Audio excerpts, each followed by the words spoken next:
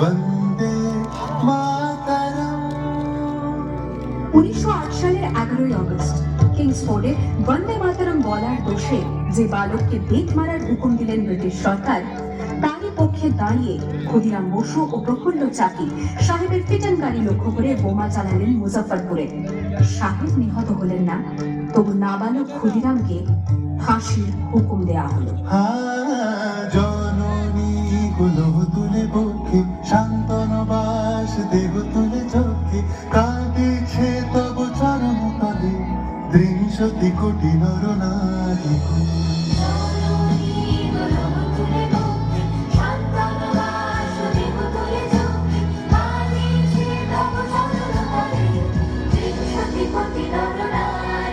যারা স্বর্গগত তারা এখনো জানে স্বর্গের যে প্রিয় জন্মভূমি এসো স্বদেশ ব্রতের মহাদীক্ষানুভূতি। সেই মৃত্যুঞ্জয়দের চর্মচুম্বী যারা জীর্ণ জাতির বুকে জাগালো আশা, মন মলিন মুখে জোগালো ভাষা।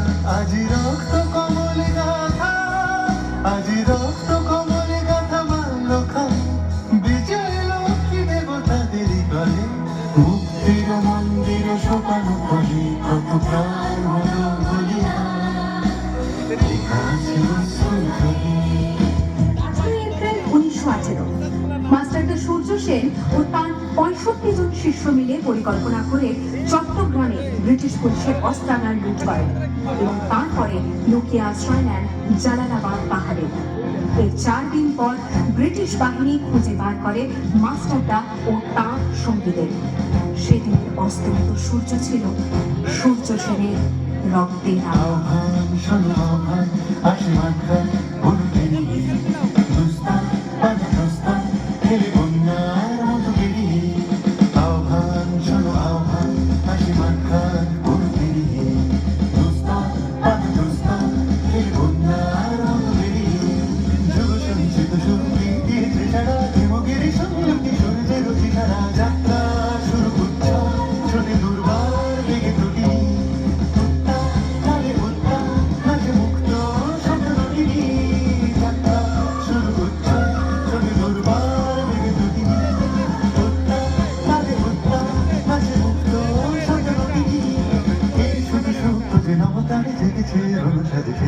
অধিকার অর্জনে এই শুধু সুখ যে নবপ্রাণে জেগেছে রণসাজে সেজেছে অধিকার।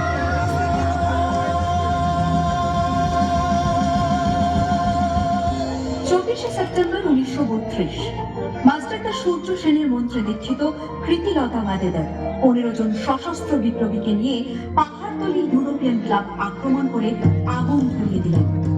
ভারতীয় ইতিহাসের স্বাভিমানী মহারানীদের মতো নিজের আত্মমর্যাদা অক্ষুণ্ণ রাখতে সেদিন কৃতিলতা ওয়াদেদার পটাশিয়াম সায়ানাইড খেয়েছিলেন ব্রিটিশ পুলিশদের সামনে।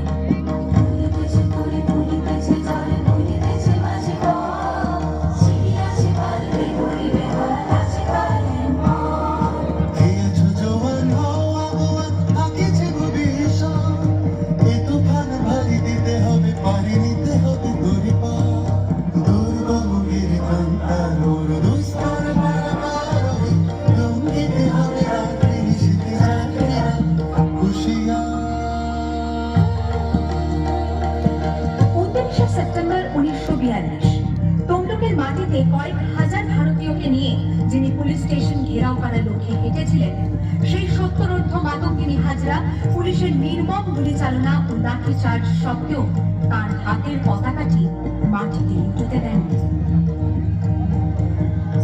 আর ঠিক তার পরের বছর 1943-এর 30শে ডিসেম্বর জাপান সরকারের অধীনে থাকা আন্দামান দ্বীপ সেদিন হস্তান্তর করা হলো ইন্ডিয়ান ন্যাশনাল আর্মিকে। পোর্ট ব্লেয়ারের মাঠে তিরঙ্গা পতাকা তুললেন Subhash Chandra.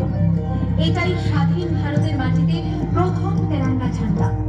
আইএনএর commander in chief Subhash Chandra Bose হলেন ভারত, যাকে স্বীকৃতি দিয়েছিল 18টি দেশ।